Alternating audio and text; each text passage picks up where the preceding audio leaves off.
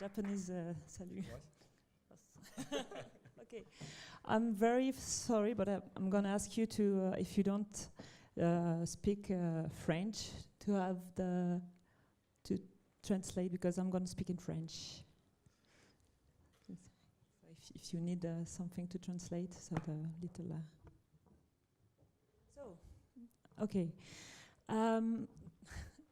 Donc merci Arnaud pour cette introduction. Donc oui, je suis 3 fois championne du monde de karaté. Et ça a commencé par... j'aimerais vous présenter mon parcours dans une première partie assez brièvement et vous dire que je l'ai vécu comme une histoire d'amour. Mais une histoire d'amour qui a pas bien commencé, parce que cette histoire d'amour avec le karaté était une contrariété. Je n'ai pas choisi le karaté et je ne voulais pas en faire. J'étais quelqu'un de plutôt timide, introverti, solitaire. Et je me suis retrouvée... Mais j'aimais mon père parce que c'est lui qui m'a amenée sur les tatamis. Et je me suis retrouvée face à des personnes à avoir à les frapper. C'était juste violent. J'ai beaucoup pleuré.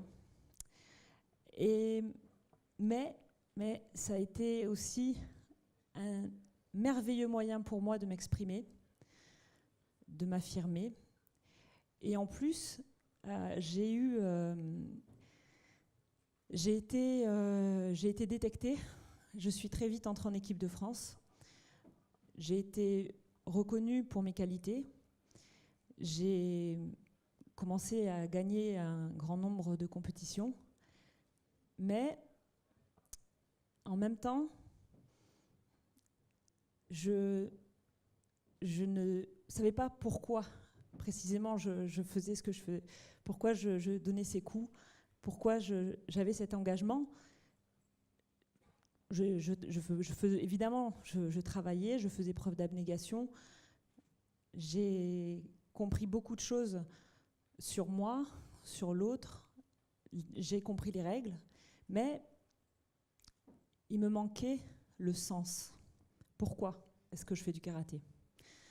Et c'est arrivé quand j'ai compris qu'un combat dure 2 minutes, une carrière, pour ma part, a duré 15 ans, une vie, à un moment donné aussi, ça s'arrête. Consciente de ça, j'ai eu une approche complètement différente de ma pratique, de l'état d'esprit dans lequel je faisais les choses. L'engagement, la rencontre de l'autre a fait que j'ai pris beaucoup de plaisir. Je me suis lancée dans une aventure formidable en reprenant mes études, en intégrant une des plus grandes écoles de commerce françaises, l'ESSEC.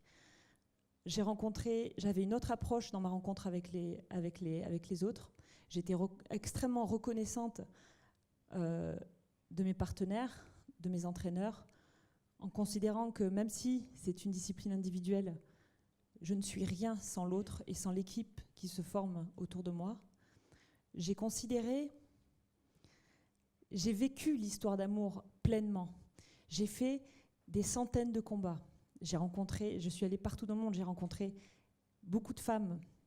On s'est généreusement frappé. J'ai reçu des coups, j'en ai donné.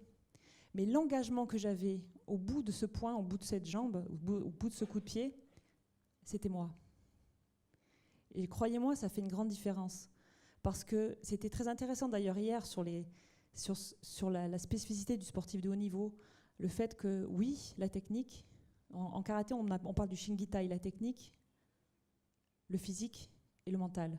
J'ai aimé l'idée de la maison avec le toit qui est le mental, le témoignage d'Arsène Wenger. C'est très très juste. Imaginez que nous, en 2 minutes, tout est joué. Eh bien, à ce moment-là, je n'étais plus une compétitrice quand j'ai compris ça, mais je suis devenue une chercheuse. Et j'ai considéré la femme que j'avais en face de moi non pas comme un partenaire, non pas comme une adversaire, mais un partenaire. Et ça change beaucoup de choses dans l'approche, même de ma propre vie et dans l'engagement que j'ai eu. Et ça m'a permis d'avoir aussi une autre approche de mon corps, de travailler, de l'aimer, de l'accepter et de travailler dans des comment vous dire, et d'avoir conscience aussi de la force que j'avais déjà en moi, mais d'en avoir conscience, que j'étais une femme forte. Conscience de ma condition de femme. Évidemment, j'ai compris aussi, je vais vous donner un exemple quant à la spécificité de ma condition et du fait, je vous le dis, que je suis une féministe parce qu'il y a des inégalités. Pour rester dans ces inégalités qui sont spécifiques au milieu dans ma spécificité au karaté, je pourrais vous en citer 3. Une qui est que depuis que je fais du karaté, on combat aussi par équipe et qu'on est toujours à 3 femmes par équipe et les garçons ont toujours été à 5. Qu'aujourd'hui en France, on n'a pas un entraîneur féminin. Jamais. Que de manière plus générale, si vous voulez avoir un enfant, eh ben réfléchissez à 3 fois parce que l'accompagnement d'une femme athlète à très haut niveau qui souhaite avoir un enfant, c'est compliqué. Mais aussi, je suis une combattante et j'ai des retours sur ma pratique. Ah, tu es plutôt féminine pour une combattante. Ou alors, ah, tu es une combattante, tu es homosexuelle. Ou, je sais pas, je vois pas le rapport, mais ça fait. Ou alors, oh, attention, ton mari doit faire attention parce que si c'est chaud à la maison, ok. Voilà, c'est des petits exemples assez concrets, mais qui ont fait partie de ma réalité. Et puis, il y a ce combat pour d'autres femmes où, pour elles, vous avez vu ce rapport au corps, et bien pour elles, le combat, il se joue à ce niveau-là, il se joue au niveau de leur corps. Je vais vous parler des femmes que j'ai rencontrées en Afghanistan. En Afghanistan, j'y suis allée avec une ONG qui fait un travail formidable, Plan International, et j'ai réalisé que je ne savais pas ce qu'était la guerre et que j'ai eu la chance de ne pas connaître la guerre. Et les femmes que j'ai rencontrées en Afghanistan, elles, oui. Et ça, c'est le premier point. Le deuxième point, c'est la liberté. Quand on est sur un tatami, quand on est athlète, ou quand on pratique de manière intensive ou pas d'ailleurs, je pense que pour nous tous, on est majoritairement sportifs, il y a une chose qui est formidable dans la pratique. C'est qu'à un moment donné, quand vous maîtrisez ce que vous faites, vous avez un sentiment de liberté extraordinaire qui fait qu'on s'épanouit, qu'on se sent bien, qu'on se sent être. Ces femmes, ce sentiment-là, pour celles que j'ai rencontrées qui ont voulu l'avoir, c'était au prix de leur vie. Pour qu'elles puissent pratiquer le karaté en l'occurrence, qui est mon expertise et ce en quoi je suis allée vers elles et que j'ai transmis, c'était au prix pour certaines de leur vie. Être libre dans ce pays pour ces femmes, c'est quelque chose qui va au-delà qui correspond à leurs conditions. Deuxième rencontre extraordinaire, les femmes que j'ai rencontrées, elles sont très jeunes, elles ont entre 12 et 16 ans. C'est en République démocratique du Congo. J'ai rencontré, on les appelle les survivantes. Pareil, elles ont entre 12 et 16 ans. On est dans un pays en conflit, post-conflit. Ces femmes ont connu le viol utilisé comme arme de guerre. Donc ça aussi, c'est des conséquences spécifiques. le viol utilisé comme arme de guerre.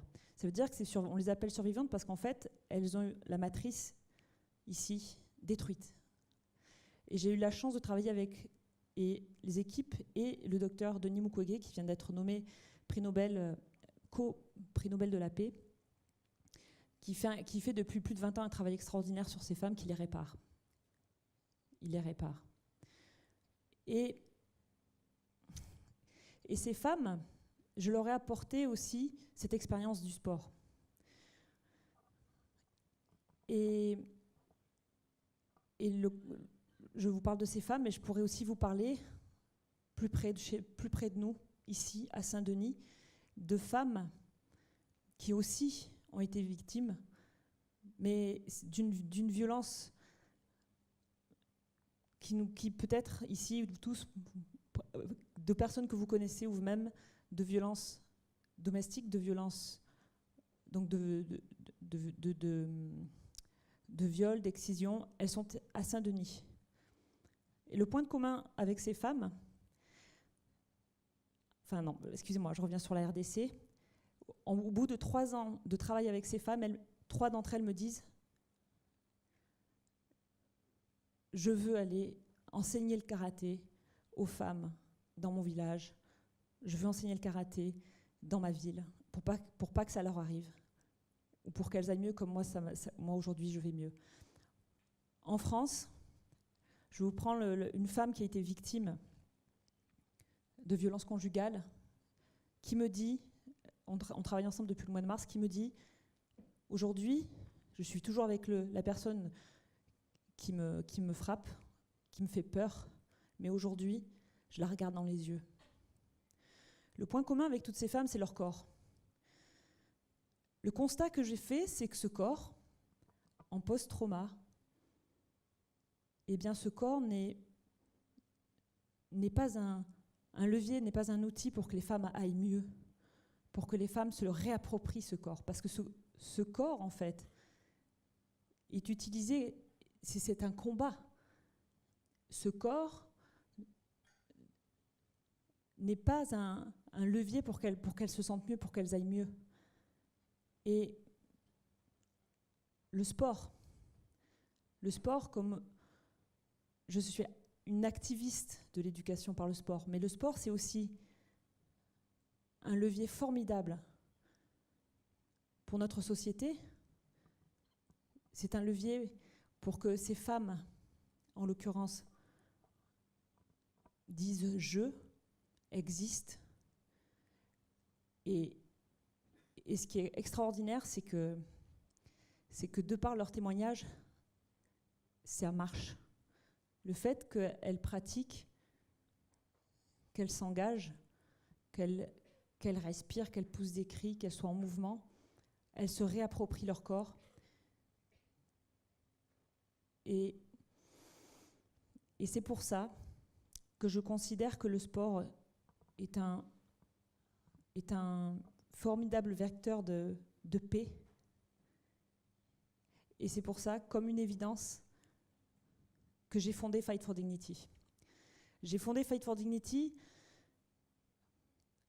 en mars 2017 pour que ces femmes, on puisse les accompagner.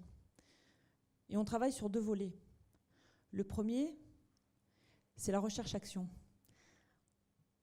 On a mis en place la recherche-action pour mesurer l'impact de la pratique sur ces femmes et pour créer une méthodologie, pour les accompagner de manière adaptée, de manière à rendre la pratique accessible.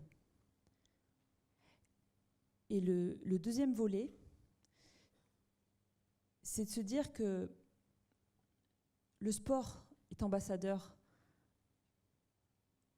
de civisme, était ambassadeur pour nous de notre société, pour que ça aille mieux. Et on met un programme aujourd'hui en place parce que ce que je fais avec ces femmes, eh ben aussi c'est pour nous tous, en entreprise, le programme, on met en place aujourd'hui un programme pour que ce soit accessible à tous. Donc, aujourd'hui, ça a commencé mon histoire d'amour, qui avait mal commencé, avec le karaté. Aujourd'hui, je suis très fière qu'elle se propage et qu'elle soit partagée avec le plus grand nombre et avec aujourd'hui beaucoup de femmes qui ont le sourire, qui se nourrissent, qui retrouvent confiance en elles, estime de soi, qui passent de la honte à l'humiliation à l'espoir et à l'ouverture vers les autres. Je vous remercie.